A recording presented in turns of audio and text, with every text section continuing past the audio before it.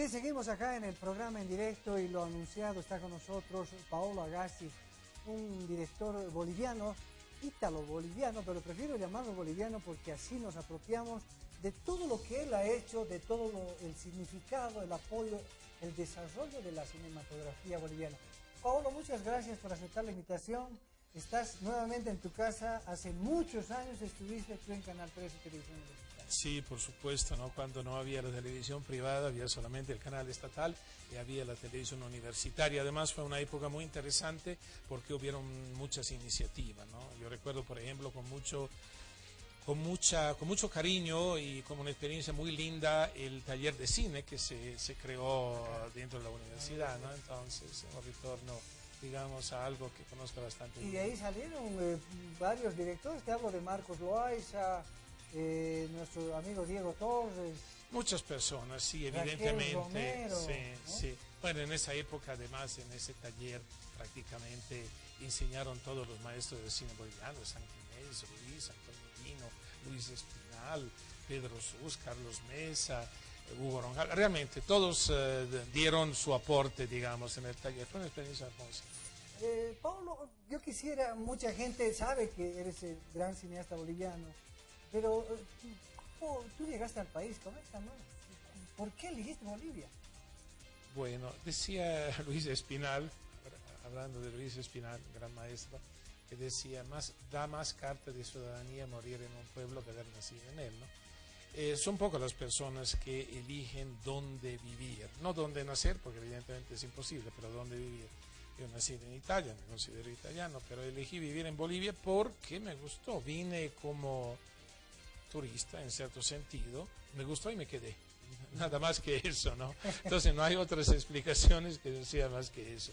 Ahora, evidentemente, como yo había estudiado cine, aparte de la carrera de ciencias políticas, había también estudiado en la escuela de cine, y acá conocí a la gente de la productora Ocama, Oscar Soy y Antonio Guino, que en esa época y Luis Espinal estaban preparando Chuquiago, y los conocí, me gustó el trabajo que estaban haciendo, me invitaron a participar y ahí fue el comienzo, digamos, de una historia que sigue todavía.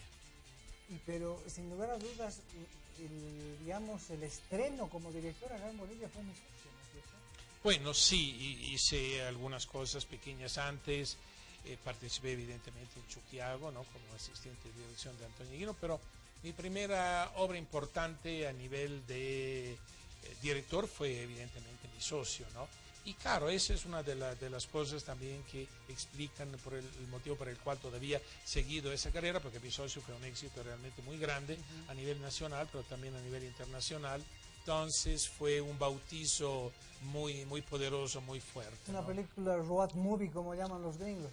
Sí, ¿no? El camino, una película itinerante, ¿no? Que además como experiencia personal fue realmente extraordinaria porque,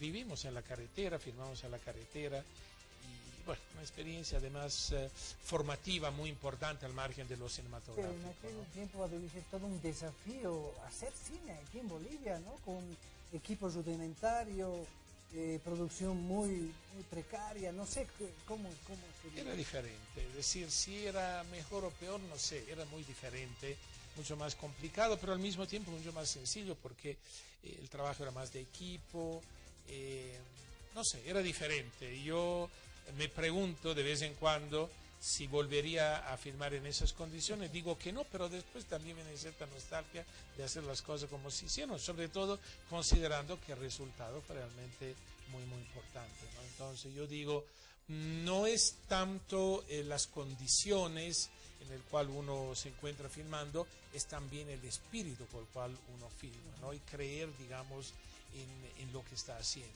¿no? Y evidentemente había un grupo de gente muy importante detrás mío o junto a mí, entonces eso también explica también por qué el resultado es. Tu apoyo a la literatura boliviana hizo que realizaras tu siguiente film en base a una novela, La hija de Opa, que titula Los hermanos Cartagena. Sí, evidentemente es el primer caso, digamos, de una adaptación cinematográfica de una obra de la literatura boliviana. Yo prefiero en general, tengo que decirlo, ¿no? Filmar temas o guiones originales, ¿no? Pero en esa época yo quería hacer una película un poco contando un periodo histórico muy importante que iba desde la Revolución del 52 hasta el golpe de García Meza del 80, ¿no? Quería contar ese periodo de la historia boliviana a través de la historia de mujeres y empezamos con Óscar Soria a escribir el guión. Lamentablemente Óscar Soria en esa época ya estaba un poco delicado de salud, estaba enfermo, entonces veo que nos costaba mucho y por casualidad, no me acuerdo cómo fue, leí la novela Hijo de Opa, que de una u otra manera, a través de personajes femeninos también, hablaba un poquito de ese periodo, entonces nada, decidí tomar como base la novela y bueno, y fue una experiencia también muy interesante, ¿no? Porque además tuve la suerte que la autora de la novela, que es Gaby Vallejo, me dio la libertad para poder hacer una adaptación libre. Ella muy inteligentemente entendió que una cosa es la literatura, otra cosa es el cine, entonces me dio esa posibilidad, ¿no? Y además es la fanática número uno de la película, inclusive me comentaba que hace unas semanas atrás estuve en Ecuador en un encuentro de escritores y justamente vieron los hermanos Cartagena. Es la fanática número uno de la película, cosa que no es muy común en un escritor. Siempre tiene cierto recelo respecto al resultado cinematográfico de su obra, ¿no? Y Gaby, ¿no? Demostrando una enorme amplitud mental y una enorme inteligencia, estaba muy contenta con la novela. Después, con la adaptación. Paolo, tu paso por muchos canales, has sido jefe de producción, has parado muchas televisoras acá en Bolivia. Sí, fue un periodo interesante. Yo trabajé en televisión aproximadamente 15 años en diferentes cadenas privadas. Y de hecho entre los hermanos Cartagena en mi siguiente largometraje, que era El día que murió el silencio, pasaron algo así como 12 años, ¿no? Considero la televisión un medio muy interesante, fue una experiencia también muy importante para mí, la televisión, y curiosamente en ese periodo que estuve en la televisión, me alejé del cine, fue una entrega total, me gustó mucho la televisión, sobre todo porque era el comienzo de la televisión privada en Bolivia. Entonces había todo que construir, eso era muy estimulante desde cierto punto de vista, porque era un desafío, había más libertad, los canales, había una competencia que permitía que había diferencia entre un canal y otro, había personalidades en la estructura de los canales diferentes y eso era muy estimulante. Encuentro ahora que hay una homogeneización, un muy parecido, ¿no? Hay un esquema que lo utilizan todos los canales y eso yo creo que, en fin, para la gente que trabaja es un estímulo menos de lo que se hacía en los años 80 y 90. Y luego retornas nuevamente a filmar, y tú lo mencionabas, El día que murió el silencio, con el alter ego de Eliseo Subiela, es decir, Darío Grandinetti, un actor argentino consagradísimo. Sí, fue una experiencia muy linda porque era la primera vez que trabajaba con actores extranjeros. No era solamente Darío Grandinetti, era también Gustavo Angarita, un actor colombiano de televisión, de cine y de parecido teatro. A Óscar Soria, ¿no? Justamente por eso lo elegimos, porque la película El día que murió el silencio de una u otra manera es un homenaje a Óscar Soria, y el hombre tenía un parecido impresionante a Óscar Soria. Yo recuerdo que prepararon una escena, maquillaron al actor en un ambiente para hacer una escena, y yo llegué al set cuando ya todo estaba listo, cuando lo vi a Gustavo Angarita con su máquina de escribir, que es la que usaba Óscar Soria. Me quedé muy impresionado, me emocioné mucho porque veía a Óscar Soria, ¿no? Fue una experiencia muy linda esa también. Y luego rápidamente es tan grande trayecto de Paolo Agassi. Después empieza a vincularse con la producción de películas, con productores y directores de afuera. Sí, esa es otra faceta muy interesante, digamos, de mi actividad de cineasta, porque además de director, que evidentemente es lo que prefiero, pero tal vez por mi formación de ciencias políticas y económicas, entonces trabajé unos cuantos años también en la parte administrativa de un par de empresas en Italia, multinacionales, entonces tenía cierta facilidad hacia los números, ¿no? Entonces esa combinación con la experiencia cinematográfica me permitió acercarme a la producción, que hubo un antecedente. Yo hice la jefatura de producción de una película complicadísima que es Amargo Mar, la primera película histórica de mucha envergadura que se ha hecho en Bolivia, ¿no?